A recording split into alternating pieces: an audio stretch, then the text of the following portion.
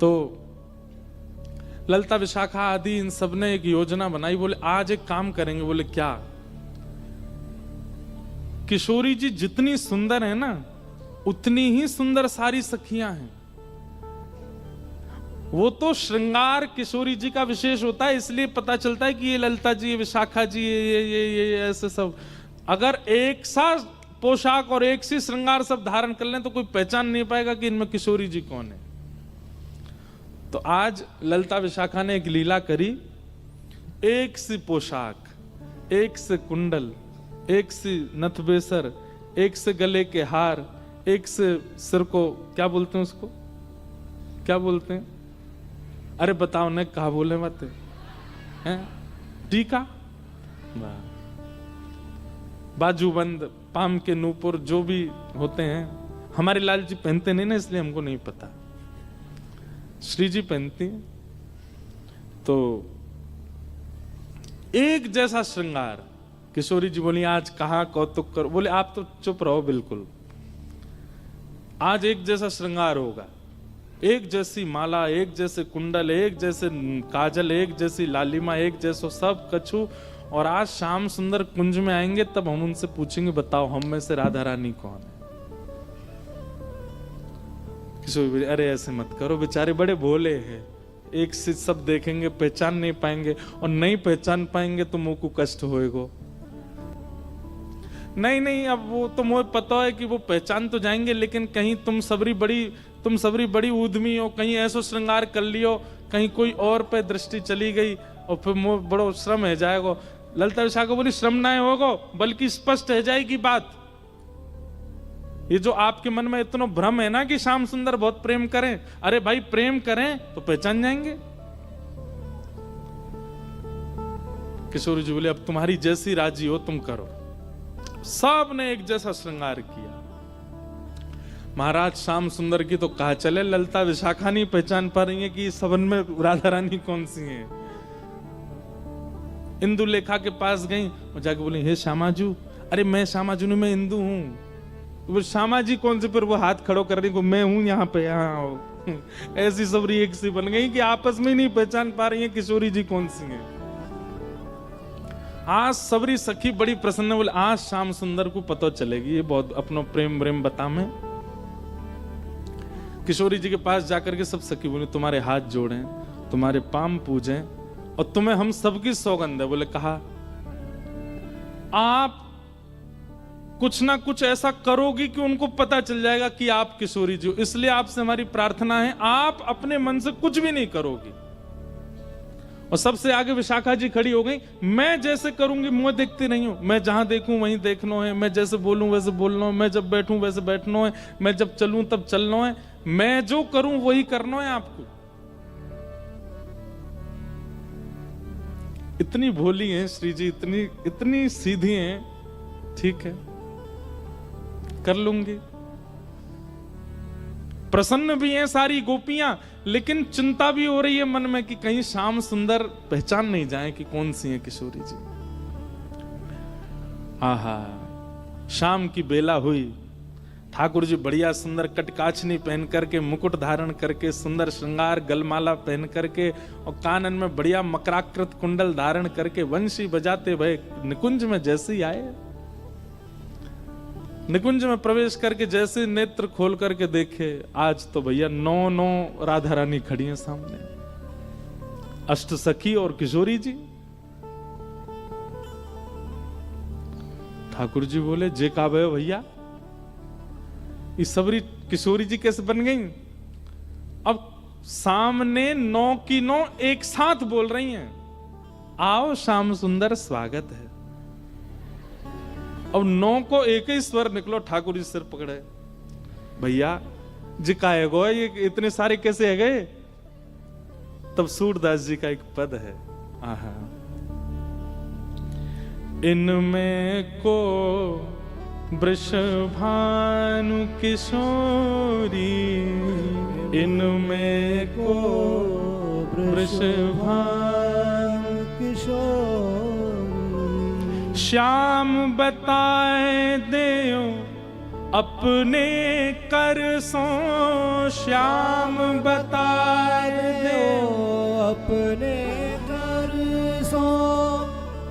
बालापन की जोड़ी किशोरी, बालापन की जोड़ी किशोरी। अब एक कोई बोल जाएगा और बाकी शांत रहें तो ठाकुर जी को पता चल जाएगी ज्यादा चपड़ चपड़ बोल रही है जो विशाखा है, तो इसलिए सब एक साथ बोल रही हैं, हे श्याम सुंदर।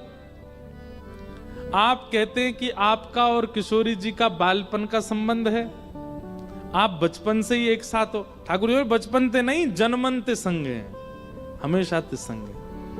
तो बोलो ठीक है, अपने आप उंगली रख करके बताओ हम में से किशोरी कौन सी है, हम में से राधा रानी कौन सी है।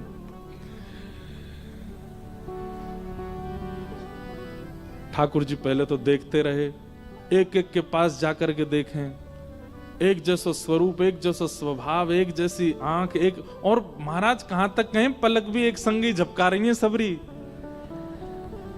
ठाकुर जी को आज नानी याद आ गई अपने, बोले कि भैया कौन सी किशोरी थी। अच्छा एक बात, वास्तविक में तो ठाकुर जी को सब पता है, लेकिन अब लीला किशोर सखियां कर रही हैं, यही तो लीला है, यही तो निकुंज का आनंद है। तो ठाकुर जी भी उसमें ईश्वरत्व प्रकट नहीं होने देते, लीला है तो लीला ही चलने देंगे। वहां ठाकुर जी सहज ही ऐसे हो जाते हैं, ठीक है नहीं पता मुझे।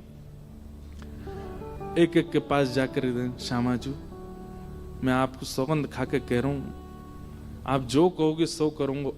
अब पता नहीं कौन सी सखी है सामने, उससे ही कह रहे हैं, एक बार बताए तो आप ही हो ना। सबके आगे जाके मनोहार करें, लेकिन ठाकुर जी नहीं पहचान पाए। ठाकुर जी बोले अब कहा करूं मैं, कैसे पहचानूं, कैसे ढूंढूं कौन सी है इनमें तो किशोरी जी। तभी ठाकुर जी बोले भैया सब सखीन के रूप एक से है सकें, आंख एक सी है सके, श्रृंगार एक सौ है सके, वस्त्र एक सौ है सके, पर स्वभाव किशोरी जी जैसा कोई को ना है सके। और बोले स्वभाव के लिए तो फिर मोकू कछु ने चतुर काम करना पड़ेगा। ठाकुर जी बोले मैंने पहचान नहीं। सब सखी बोली कौन सी हैं? बोले रुक जाओ सिंहासन पे बैठ के बताऊंगा।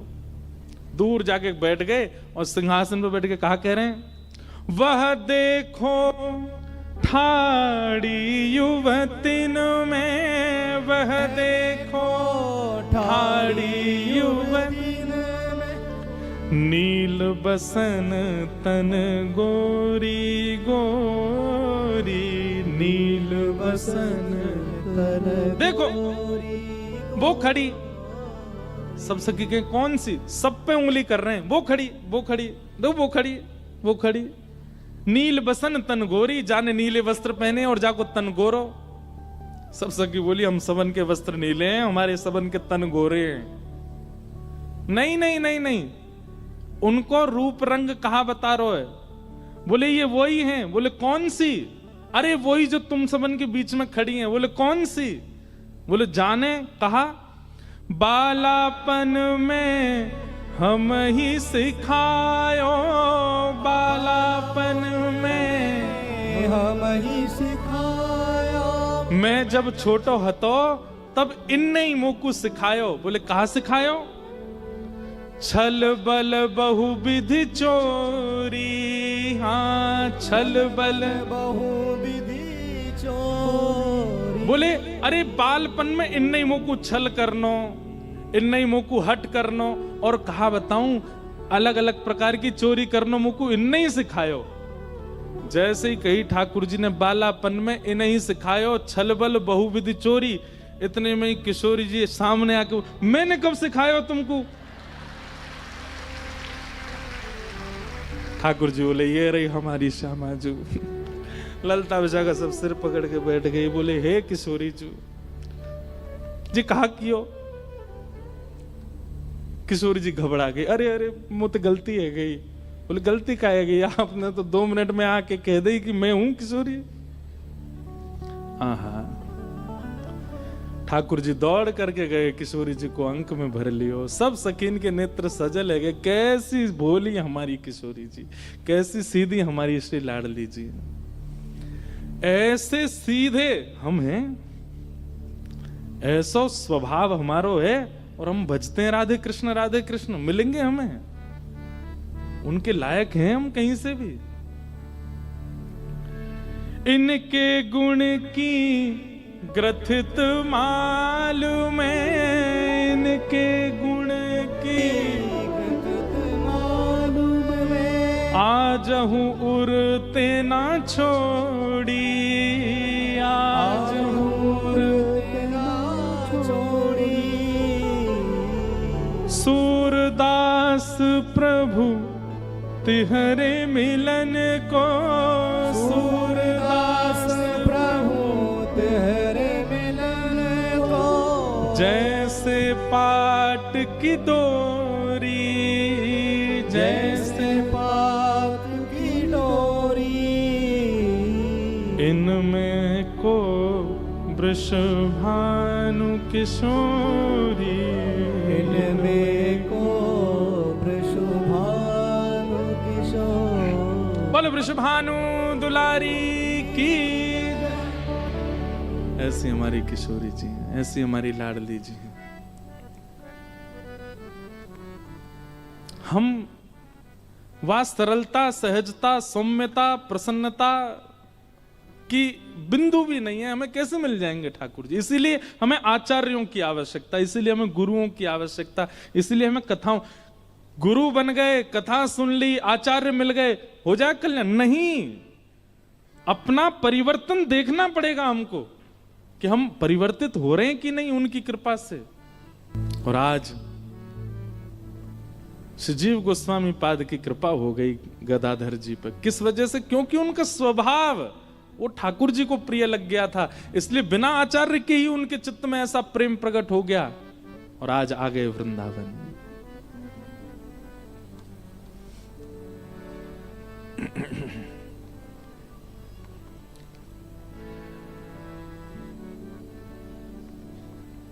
मेरे मन में ना लागे कोई रंग, ओ मेरे मन में ना लागे कोई रंग, मेरे मन में ना लागे कोई रंग, मेरे मन में ना लागे कोई रंग। क्यों? ओ मैं तो रहूं रसिकन के संग, ओ मैं तो रहूं रसिकन के संग, ओ मैं तो रहूं रसिकन के संग, ओ मैं तो रहूं रसिकन के संग। बरसाना विरज रज धानी, बरसाना विरज रज धानी, बरसाना विरज रज धानी, बरसाना विरज रज धानी। ओ जहाँ विराज राधा रानी, जहाँ विराज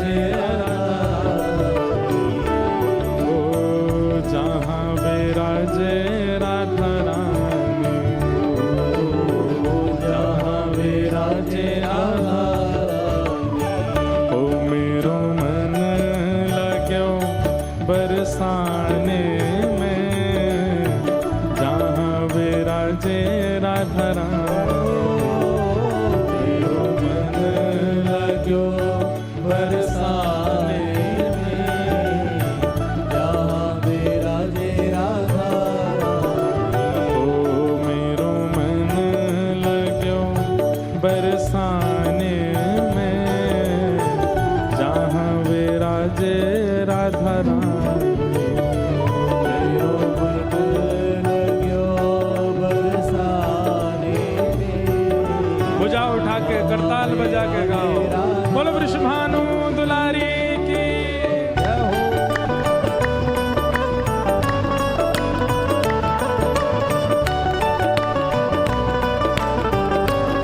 बोलो वृषभानु के जमाई की। जैसी बोलो कि द्वारिका तक आवाज जाए, बोलो वृषभानु के जमाई की।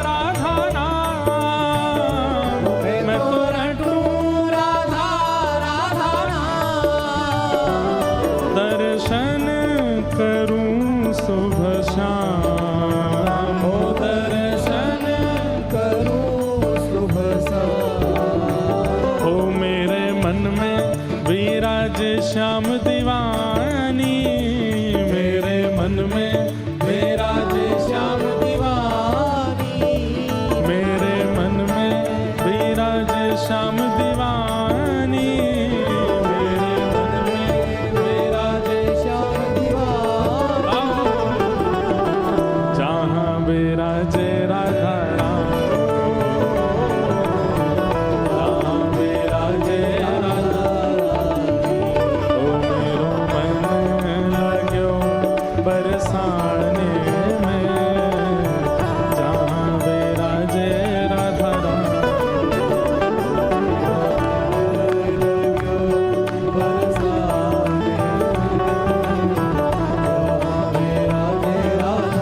श्री राधा रमण लाल की।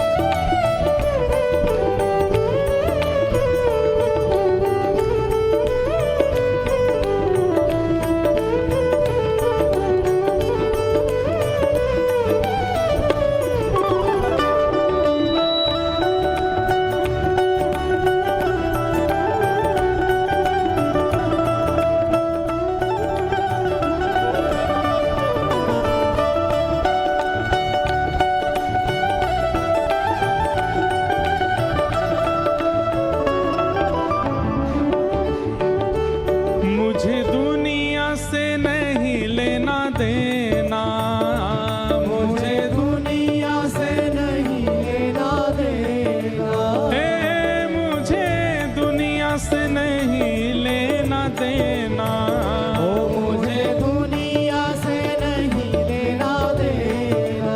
ओ ये जगत है एक सपना, ये जगत है एक सपना, ओ ये जगत है एक सपना, ये जगत है एक सपना। यहाँ कोई नहीं अपना, यहाँ कोई नहीं अपना, ओ यहाँ कोई नहीं अपना, यहाँ कोई नहीं और अपना। ये बात तो गर्जना करके बोलनी चाहिए, भुजा उठा करके बोलनी चाहिए। उठाओ भुजा। ओ मेरी अपनी वृषभानु दुलारी, मेरी अपनी विश्वानु दुलारी, मेरी अपनी वृषभानु दुलारी, मेरी अपनी विश्वानु दुलारी, हे वृषभानु दुलारी, विश्वानु दुलारी, वृषभानु दुलारी, विश्वानु दुलारी, बरसाने वारी, बरसाने वारी, कीरत सुत प्यारी, तीरथ सुत प्यारी, वृषभानु दुलारी, विश्वानु दुलारी, बरसाने वारी, बरसाने वारी। मेरी अपनी वृषभानु दुलारी, मेरी अपनी वृषभानु दुलारी, जहाँ विराजे राधा रानी, ओ जहाँ विराजे राधा रानी, ओ मेरो मन लाग्यो बरसाने में, जहाँ विराजे राधा रानी, मेरो मन लग्यो बरसाने में, जहाँ विराजे राधा रानी। हे वृंदावन में, राधे राधे, वृंदावन में, राधे राधे, गोवर्धन में, राधे राधे, नंदगांव में, राधे राधे, नंदगांव में,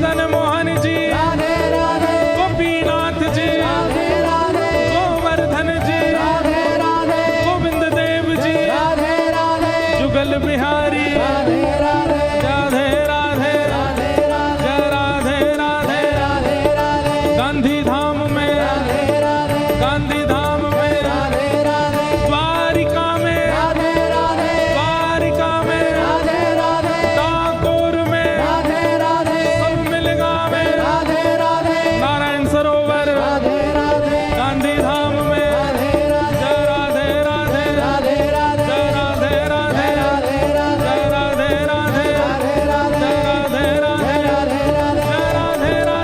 राधे राधे जय राधे राधे राधे राधे जय राधे राधे राधे राधे जय राधे राधे राधे राधे जय राधे राधे जय राधे राधे जय राधे राधे जय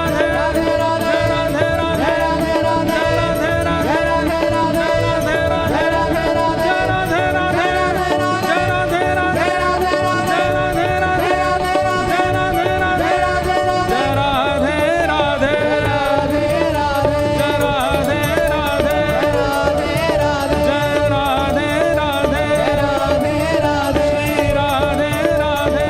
राधे जय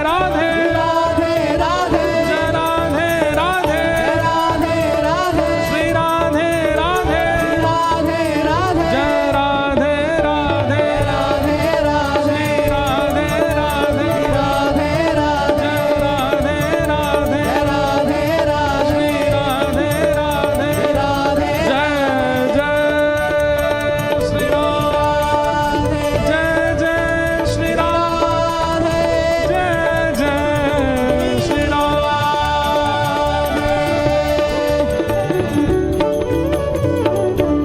वृषभानु दुलारी की। क्यों करते हैं हम राधे राधे कीर्तन, और ये सब भजन कीर्तन का आवश्यकता क्यों है?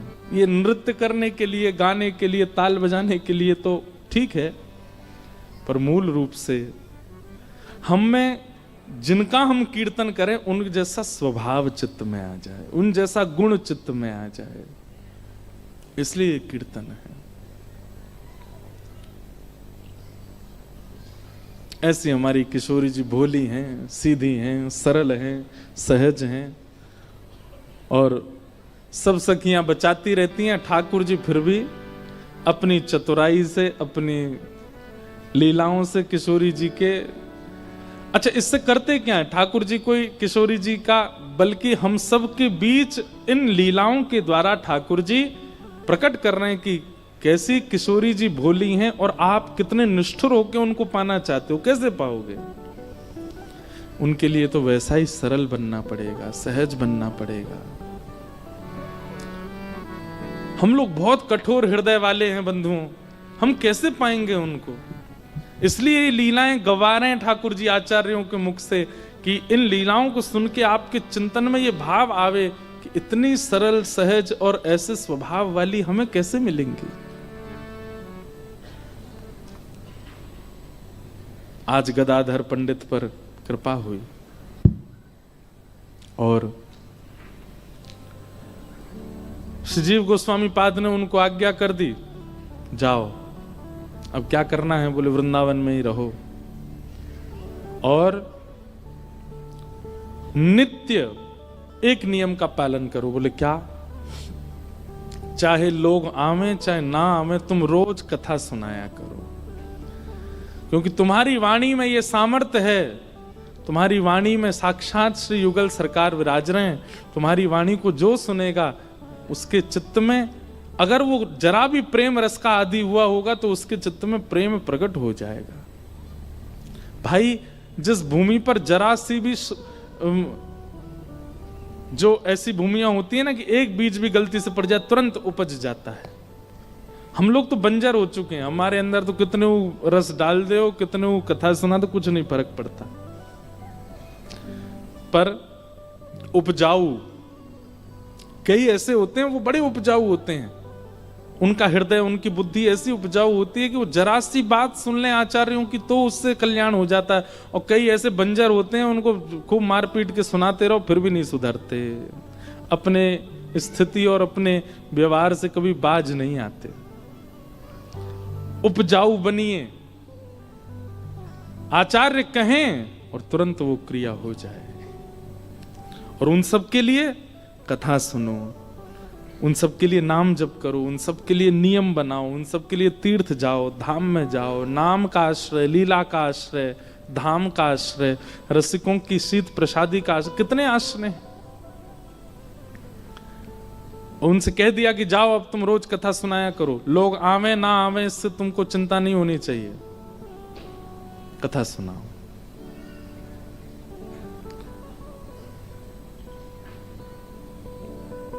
हम जब पहले कथा नहीं करने लग गए थे तो इतनी भीड़ नहीं होती थी। पहले गांधी धाम जब आए थे तब चिंता होती थी लोग आवेंगे कैसे अब चिंता होती समावेंगे कैसे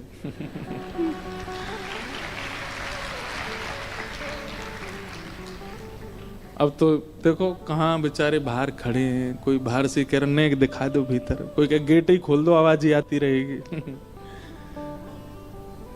क्योंकि कभी इसी उद्देश्य से कथा करी नहीं कि लोग सुने, भीड़ आवे। और जब उद्देश्य आपका वो नहीं होता, कुछ और होता है, तो ठाकुर जी वो सब दे देते हैं, ठाकुर जी सब अनुग्रह कर देते हैं। उद्देश्य अपना कुछ और है, उद्देश्य अपना कुछ और मानिए। अच्छा एक बात हम पहले कह दें, बिना उद्देश्य के भजन मार्ग में मत आइए, उद्देश्य तो रखो। मुझे कुछ नहीं चाहिए, यह भी एक उद्देश्य है, इस उद्देश्य से भी सही भजन करो। मुझे ठाकुर जी से कुछ नहीं चाहिए, मुझे उनसे कुछ कामना ही नहीं है, यह भी तो एक उद्देश्य है। इसी उद्देश्य का नित्य चिंतन करके नाम जप करो। उद्देश्य तो होना चाहिए, पर वो संसार के इच्छाओं की पूर्ति वाला नहीं होना चाहिए बस। तो गदाधर जी को आज्ञा कर दी, अब तुम रोज कथा किया करो, क्योंकि तुम्हारी वाणी इतनी श्रेष्ठ है, तुम्हारी वाणी में साक्षात प्रिया प्रियतम विराज रहे हैं। तुम्हारी वाणी कोई सुनेगा, गलती से उसके कान में पड़ेगा, अगर वो उपजाऊ होगा तो उसके अंदर प्रेम रस प्रकट हो जाएगा। और गुरु आज्ञा मान ली, कह दिया सब छोड़ो, वृंदावन बस जाओ और नित्य ठाकुर जी का यश गाया करो। गदाधर जी सब छोड़ के वृंदावन बस गए और नित्य कथा सुनाते हैं, नित्य कथा कहते हैं। हमारे वृंदावन में एक गांव है, उसका नाम है बुरझा। बुरझा वहां के एक व्यक्ति, उन्होंने अपने जीवन में ऐसा कोई पाप नहीं था जो नहीं किया था, सब किया। खाने का हो, पीने का हो, देखने का हो, स्पर्श का हो, सारे पाप किए। लेकिन गदाधर पंडित जी की जो वाणी थी वो इतनी प्रचलित हो गई वृंदावन में, इतनी संख्या में लोग उनकी कथा सुनने जाते थे, इतनी भीड़ होती थी उनके प्रवचन को सुनने के लिए, सब जगह यश फैलने लगा। दूर दूर के गांव से लोग आते थे, भाई वृंदावन में गदाधर भट्ट जी कथा करते हैं, उनकी कथा सुननी है। तो एक दिन उनके सब मित्रगण भी बोले, भैया हम तो आज खेलेंगे नहीं, हम तो आज कुछ करेंगे नहीं, हम तो आज वहां जाएंगे उनकी कथा सुनने के लिए।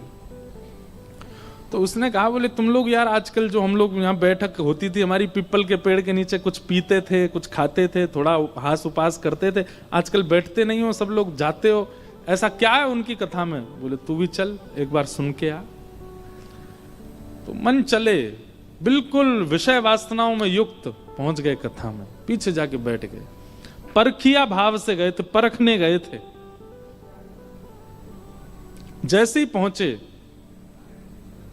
श्री गदाधर भट्ट जी के मुख से प्रेम रस की चर्चा चल रही थी, और वो सुनते सुनते वो देख तो रहे थे गदाधर जी को, देख तो रहे थे मंच को, लेकिन देखते ही देखते व्यास अंतर ध्यान हो गए, व्यासपीठ अंतर ध्यान हो गए, साक्षात लीला प्रकट होने लगी। उनको दिखने लगा कि श्याम सुंदर वो खड़े हैं, ये जो गदाधर जी बोल रहे हैं वो प्रत्यक्ष उनको दिखने लगा सन्मुख। अब तो ऐसा चस्का लगा उनको कथा का, अब तो वो नित्य जाने लगे। और नित्य जाते जाते स्थिति ऐसी कि अपने सारे विषय भोग सब छोड़ छाड़ दिए, रोज जाते और कथा श्रवण करते। अब तो सबसे आगे बैठने लगे, कथा सुन के कोने में बैठ जाते आगे और नेत्र बंद करके बैठते, पूरी कथा श्रवण करने के बाद ही उठते। ऐसा उनका समर्पण हो गया। इन सब कारणों से एक स्थिति हुई क्या कि अब परिवार का जो व्यवहार निभाना चाहिए था वो निभा नहीं पाते थे, वो जो श्रोता सुनते थे कथा। परिवार में कोई उत्सव होता, परिवार में कोई ब्याह होता, परिवार में कुछ होता तो वो बचने का ही प्रयास करते, जाते तो थे लेकिन इतना इन्वॉल्वमेंट उनका होता नहीं था, क्योंकि भाई भक्ति चित्त में आएगी तो आप व्यवहार से थोड़े तो हट जाओगे, ये तो निश्चित है। इसलिए जिसको व्यवहार करना हो या व्यवहार प्रिय हो, भक्ति मार्ग में ना आवे, क्योंकि भक्ति मार्ग छूट जाएगा या फिर व्यवहार छूट जाए, कोई एक ही रह पाएगा, दोनों नहीं निभ सकते। हाँ ये होगा कि आप स्वभाव से विचार से भक्ति मार्ग के हो, व्यवहार में फिर आप नाटक ही करोगे, व्यवहार में फिर आपका नाट्य चलेगा। बोलनी तो नहीं चाहिए पर हमारा भी ऐसा ही स्वरूप हो गया है। अब वैसे तो घर जा नहीं पाते 2-2 महीना तक, लेकिन अब जब जाते हैं और घर के संबंधियों में कुछ कहीं आना जाना होता है ना, तो फिर वो बहुत व्यवहार ही चलता है, नाटक ही चलता है, क्योंकि हृदय से तो वो निकलता नहीं, तो फिर वो रहने के लिए संसार में थोड़ा नाटक करना पड़ता है। ब्याह में नाचना भी पड़ता है घोड़ी के आगे, वाह दुल्हा की बलैया भी लेन पड़ती है। मन तो होता है कि लगनारो ने को बढ़िया सो, लेकिन कहा कर लेनी तो पड़ेगी। और जिन जिन के ब्याह निकले होंगे पिछले साल, वो सुन रहे होंगे तो कहेंगे अच्छा दारी को यूं,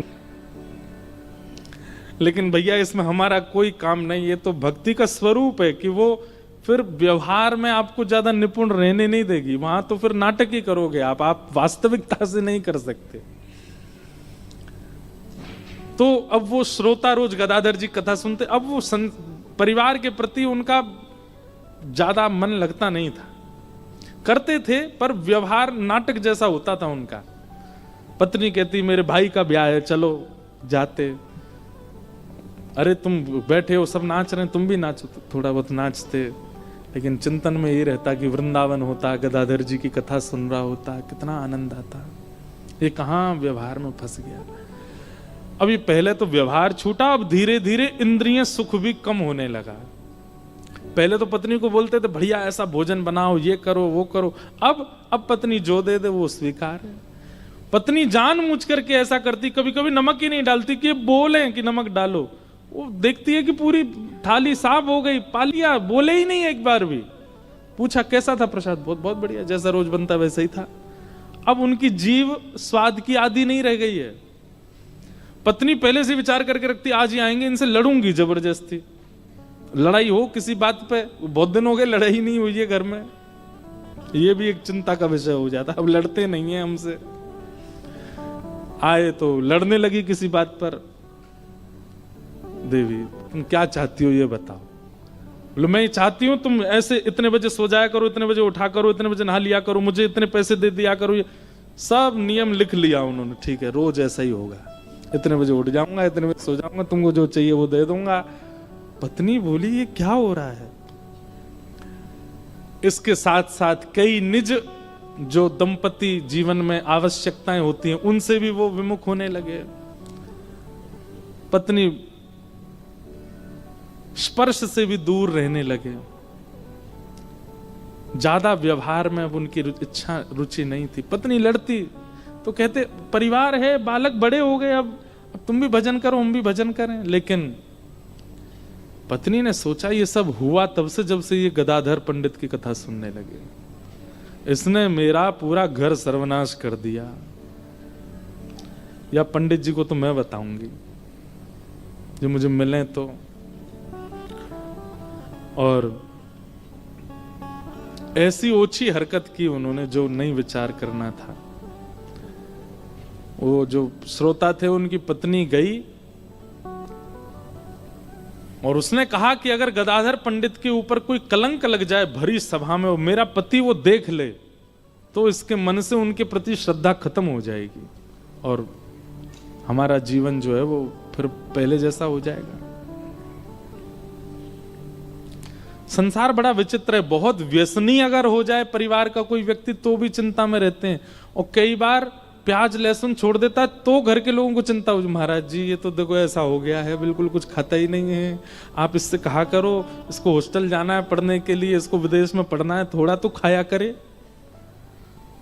ऐसे जब ये इस प्रकार की बात लेके जब आप विश्वास नहीं मानेंगे, ऐसी बातें लेके भी आते हैं माता पिता, महाराज जी बहुत सुधर गई है, इसको समझाओ। मैंने वाह सुधरना टेंशन का काम है। मैंने कैसे सुधर गई है?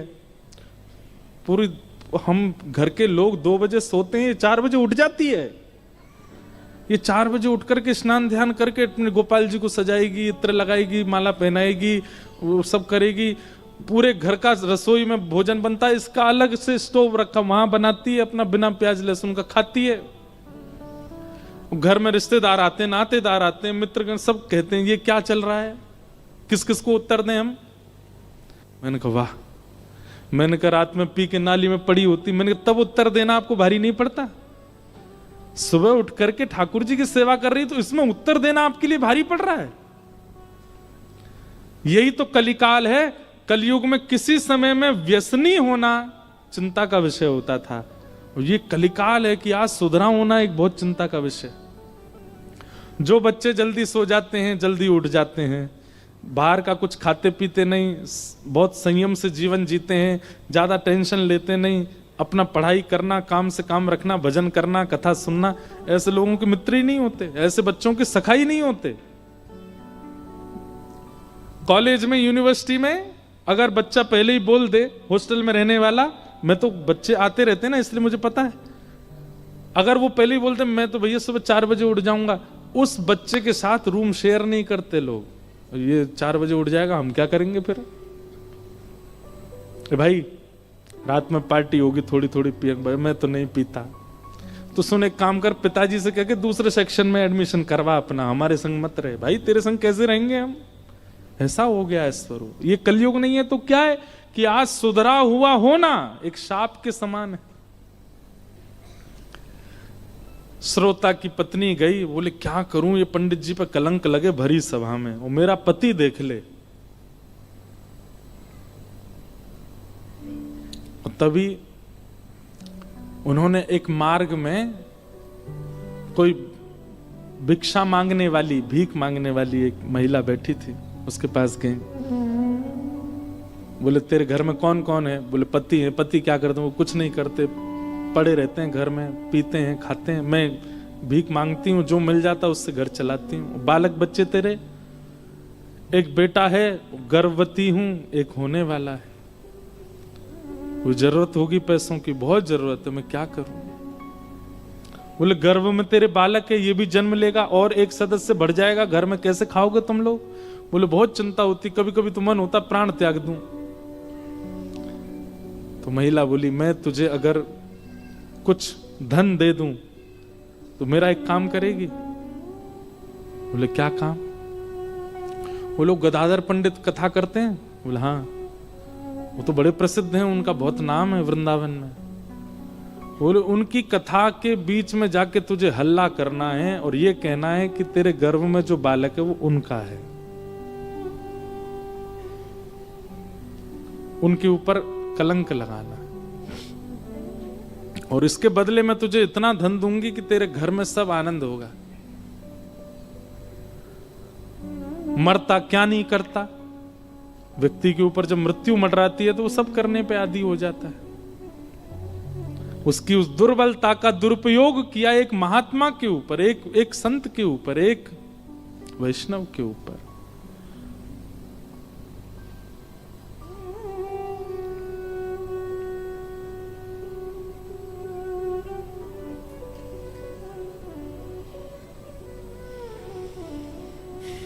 कहना तो नहीं चाहिए, पर कई बार हमको अनुभव हो जाती हैं कई चीजें। कथाओं में आए हुए श्रोताओं के प्रति वैष्णव भाव ही रखते हैं कि सब वैष्णव हैं, इनके प्रति कभी कोई दोष बुद्धि नहीं आती। एक एक व्यक्ति पीछे बैठा खड़ा व्यक्ति भी हमको चिंता देता है कि यार ये खड़ा क्यों, इसको भी स्थान मिल जाए, बैठ जाए। और सबसे ज्यादा चिंता होती जब आप ऐसे ऐसे करते हो, इधर उधर देखते हो, मैंने बारे बता, कथा हो रही है, तुम सुन नहीं रहे हो। लेकिन कई लोगों की विचारधारा बड़ी विचित्र होती है। एक बार हम ऐसे रेलिंग लगी थी, सब लोग मिल रहे थे, तो हम सबके हाथ कह रहे हमारा जी हाथ मिलाओ, सबसे हाथ मिला रहे। लाल जी ने ऐसी रक्षा की, एक बालक यहाँ ब्लेड लगाए बैठा था, हाथ मिलाए तो खींचूं, वो पता चल गया, दिख गया, वो भाग गया, कुछ कहा नहीं उसको। ये तो एक बात ऐसी है जो मंच से बताने वाली है, कई ऐसी बातें जो बता भी नहीं सकते। ऐसे विचारधाराएं रख के भी लोग आ जाते हैं कथा में, कितना गलत है। प्रेम करने वाले सबको दिखते हैं कि ओहो इनकी कथा में ऐसे लोग जाते हैं, इनको ऐसे सुनते हैं, पर कई कई लोग कितना तक विचार कर लेते हैं कि इनके साथ ये भी हो जाए। हमारी कोई बात नहीं भैया, लेकिन किसी वैष्णव, किसी भजन या किसी भगवत कथा गाने वाले के प्रति भी ऐसी भावना नहीं रखनी चाहिए।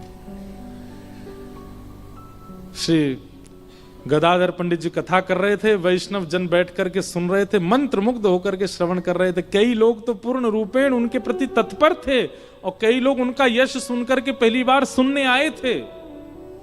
और उसी बीच प्रवचन सभा में वो आ गए और अपने गर्व पे हाथ रख के बोले, यहां बड़ी बड़ी बातें कर रहे हो, यहां पर इतने ऊंचे ऊंचे शास्त्रों के ज्ञान दे रहे हो, और जो ये मेरे गर्भ में बालक है इसके आपको बिल्कुल चिंता नहीं? ये आपने ये बालक मेरे गर्भ में जो दिया है, ये जन्म लेने वाला है, इसके भविष्य की चिंता नहीं होती आपको? मैं कब से आपकी राह तक रही हूं कि आप आओगे मुझसे मिलने, मेरी सुध लोगे। आप तो यहां बैठ के सबके बीच प्रवचन कर रहे हो।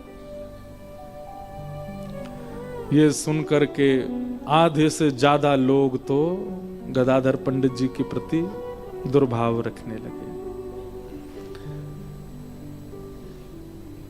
ये संसार है, हम लोग कान के बहुत कच्चे होते हैं। जिस व्यक्ति के प्रति हमारा समर्पण भाव है, उसके प्रति अगर कोई एक व्यक्ति भी कुछ गलत बात बोल दे तो हमको विश्वास करने में देर नहीं लगती है। 2 मिनट में हमारे चिंतन में आ जाता है कि ये ऐसा ही होगा।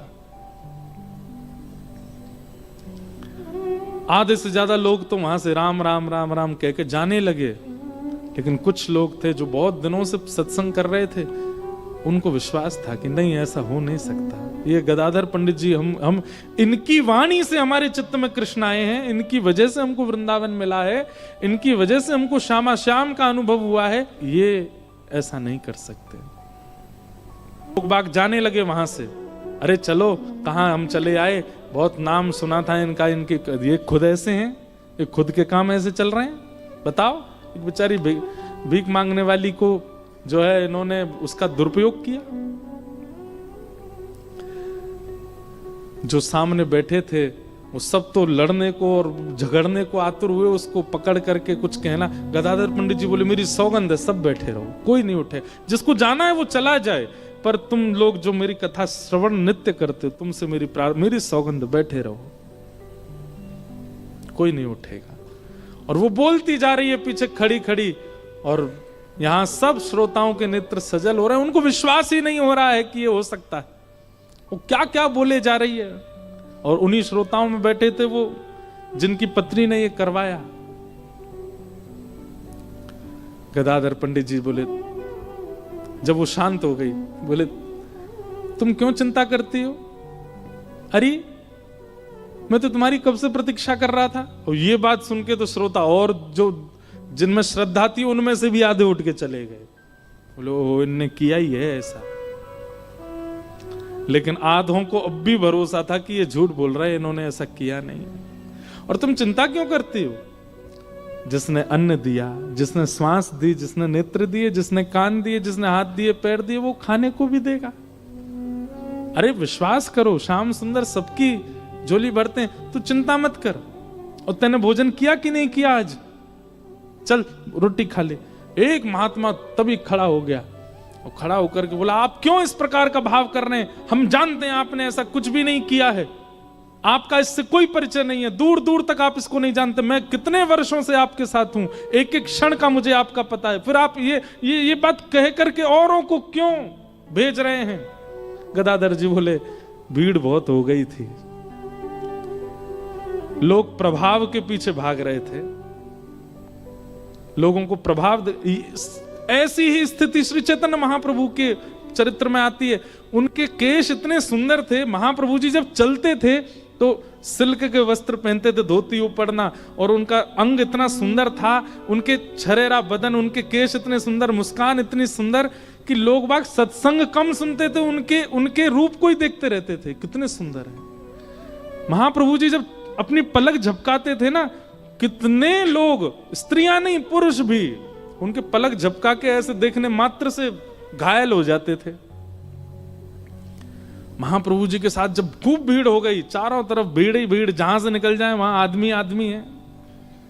एक दिन महाप्रभु जी ने विचार किया, क्या वास्तव में मेरे वचनों से ये सब लोग आकर्षित हैं? नहीं, मेरे वस्त्रों से। और उसी दिन बिन बताए रात्रि में ही अपने केश निकाल दिए। और दूसरे दिन जब महाप्रभु जी आए और जैसे प्रवचन करने लगे, आधी जनता तो उसी समय उठ के चली गई। क्यों? जिन केसों पे हम बारी बारी जा रहे थे वो तो निकाल दिए इन्होंने, अब क्या करना। आधे तब चले गए, फिर उन्होंने विरक्त वेश धारण किया, आधे तब चले गए, फिर जो रह गए शेष, बोले हाँ ये प्रभाव पर नहीं, ये स्वभाव से आए थे पास में, अब तुम मेरे संग रहो। तो गदाधर पंडित जी भी यही बोले तुम क्यों इतना नाराज हो रहे हो? भीड़ बहुत हो गई थी, प्रभाव बहुत ज्यादा हो गया था, और कहीं ना कहीं इतना पुजवाना, इतना पुजना, इतना प्रभाव कभी कभी भक्ति में विघ्न डालता है। ये भी होना जरूरी था, बैठ जाओ। और कुछ और बचे थे, गदाधर जी को तो पता था कि मेरा असली श्रोता कौन है, वो देख लिया उन्होंने, बोले हाँ अब ये प्योर बच्चे हैं, अब ये मुझे छोड़ के जाने वालों में से नहीं है।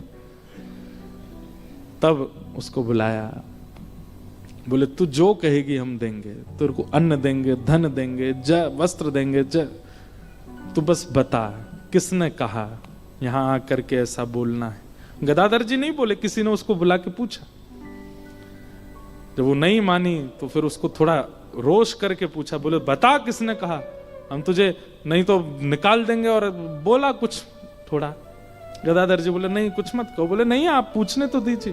तब उसने बताया, बोले बुर्जा गांव में वो आपके ही श्रोता हैं, ये बैठे यहाँ पे बैठे हैं, इनकी पत्नी ने मुझे धन दिया था कि आके ऐसा बोलो।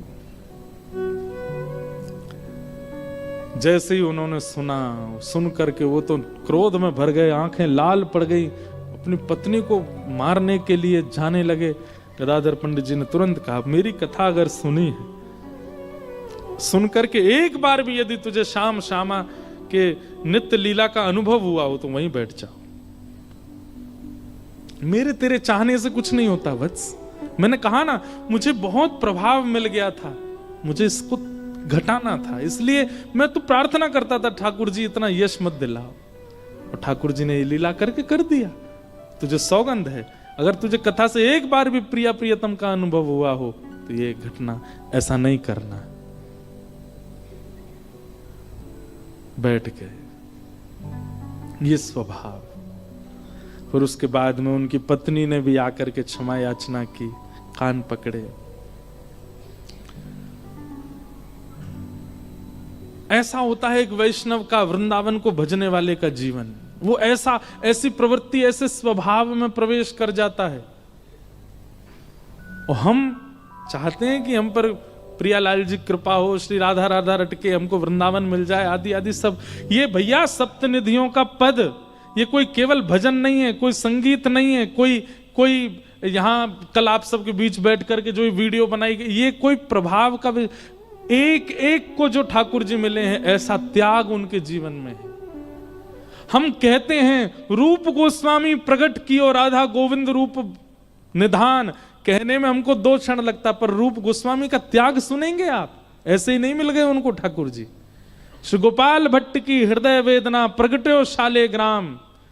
मैं तो सौभाग्यशाली मानता हूं कि मेरे चित्त में ये शब्द आ गए और मैंने गा दिया, और इसके लिए मैं सदा ऋणी रहूंगा।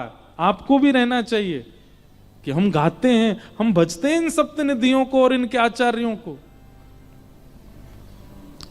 कल जो आप यहां पे वीडियो देख रहे थे, उसमें कोई एक्टर नहीं थे, 2-3 थे जो उनको एक्टर क्योंकि मैंने पहले ही कह दिया था कि भाई ये आचार्यों का स्वरूप निभाने वाला व्यक्ति व्यसनी नहीं होना चाहिए।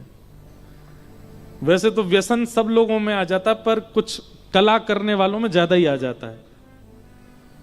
अधिकतर उनमें से वृंदावन के ही हैं, और कितनों ने तो ये कहा था कि भाई सिर पे वो बांध देंगे, क्या कहते हैं वो, कुछ अलग से लगाएंगे ताकि बिना केश के दिखें।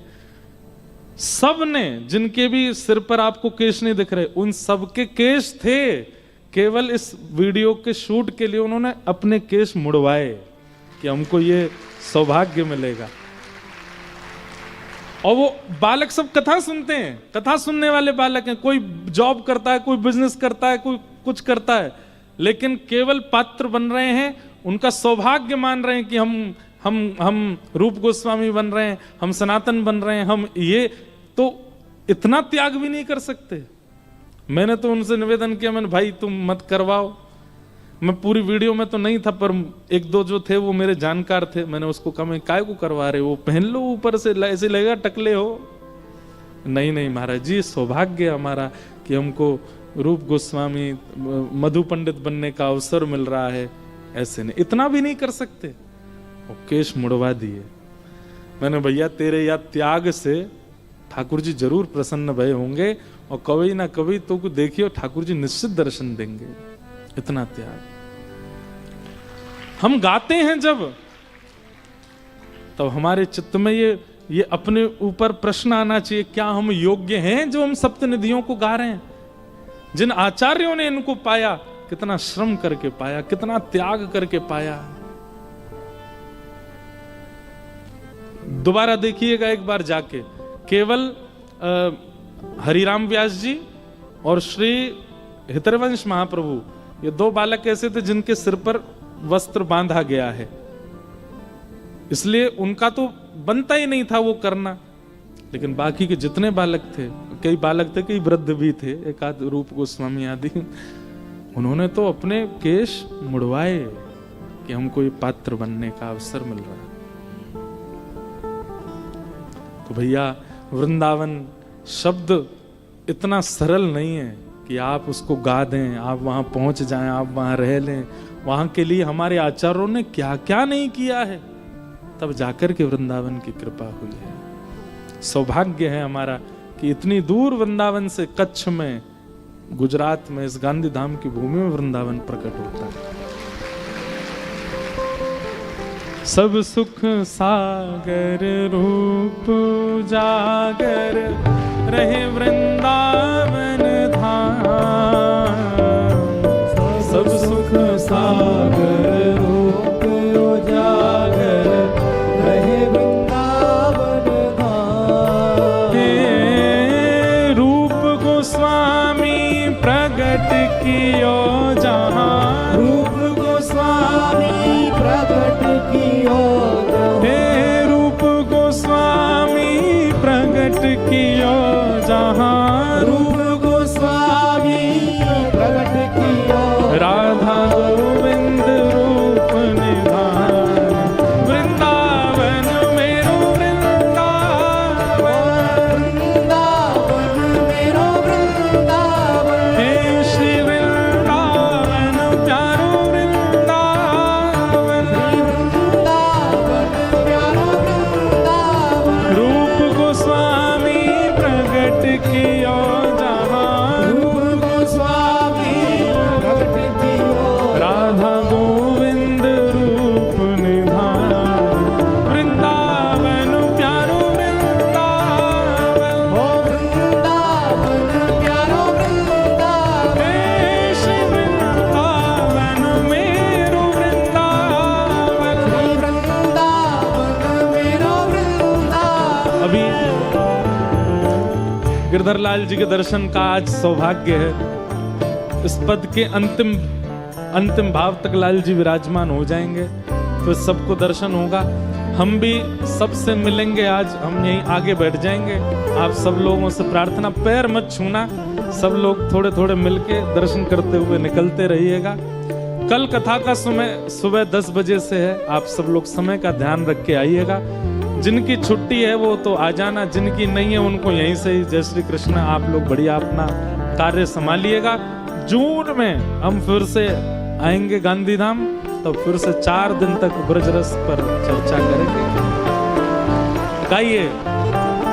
बिहरत निस दिन कुंज गलन में, ब्रज जन मन सुख धाम। बिहरत निस दिन कुंज गलन में, ब्रज जन मन सुख धाम।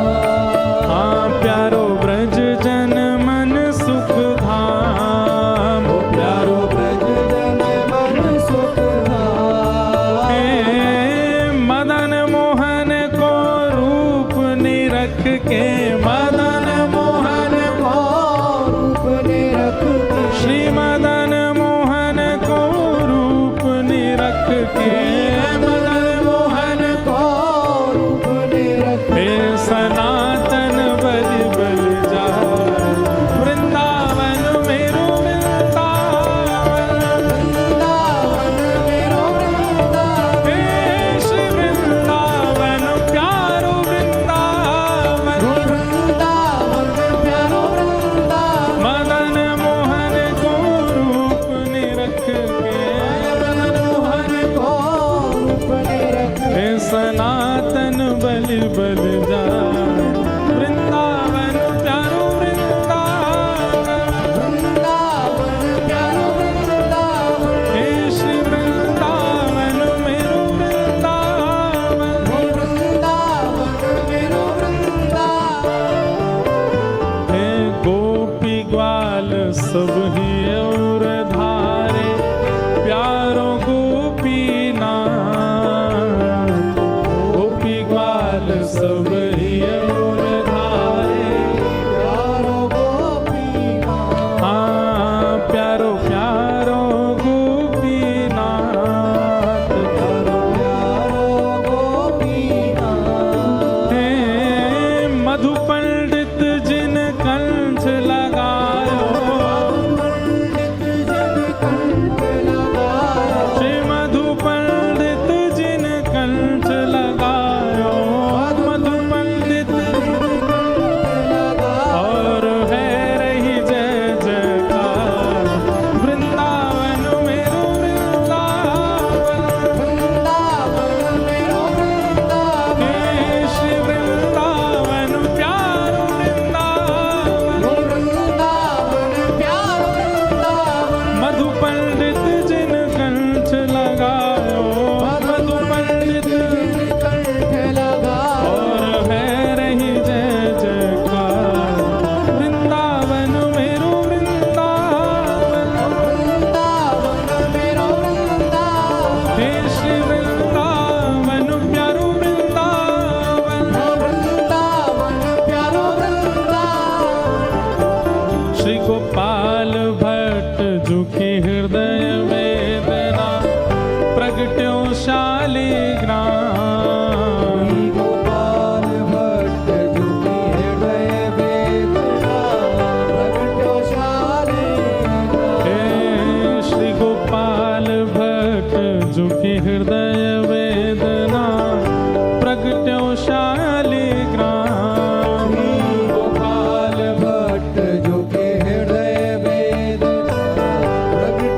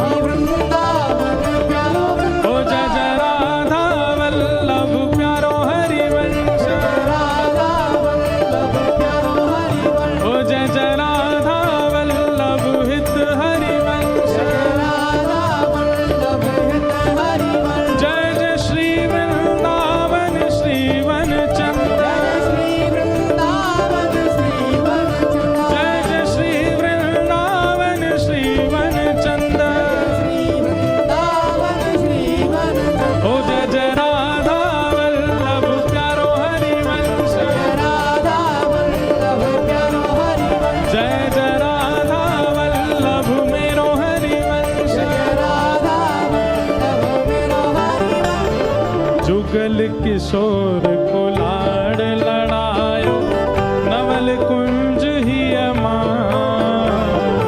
जुगल किशोर को लाड़ लड़ायो,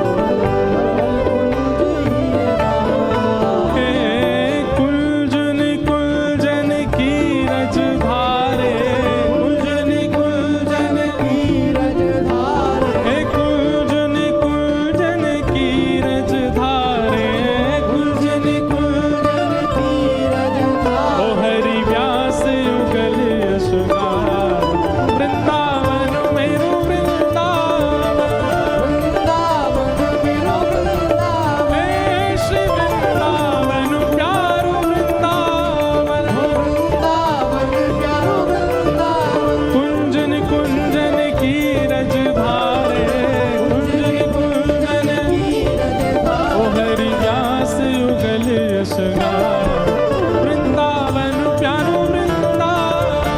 वृंदावन प्यारो वृंदावन, हे श्री वृंदावन मेरो वृंदावन। वृंदावन मेरो वृंदावन।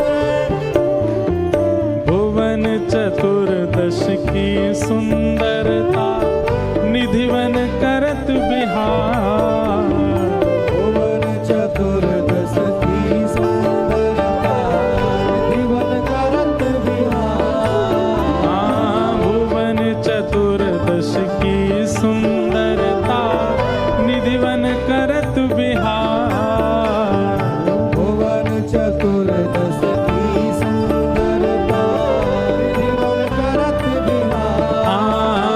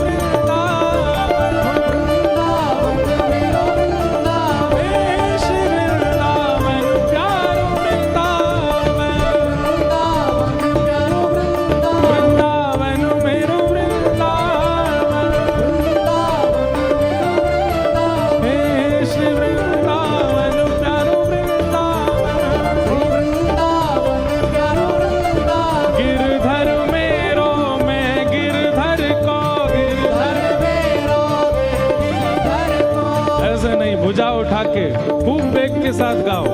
गिरधर मेरो में गिरधर को, गिरधर मेरो में गिरधर को, गिरधर मेरो में गिरधर को, गिरधर मेरो में गिरधर को, हाँ गिरधर मेरो में गिरधर को, गिरधर मेरो में गिरधर को, गिरधर मेरो में गिरधर को,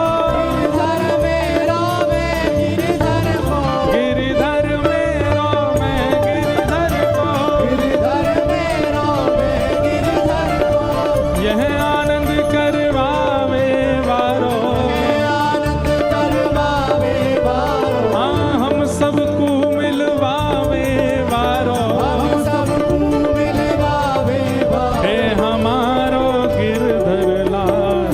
वृंदावन मेरो वृंदावन, वृंदावन मेरो वृंदावन, हे श्री वृंदावन प्यारो वृंदावन। वृंदावन प्यारो वृंदावन, जय राधे राधे राधे राधे, राधे राधे राधे राधे, जय जय श्री राधे, जय जय श्री राधे, जय जय श्री राधे।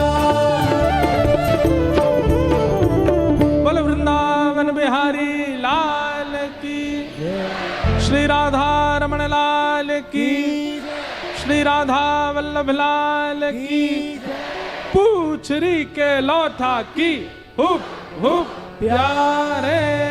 क्या बात है वंशी वारेश, क्या बात। आप सबको जय श्री कृष्ण, जय श्री कृष्ण, जय सिया राम, जय श्री राम, जय श्रीमन नारायण। जय श्री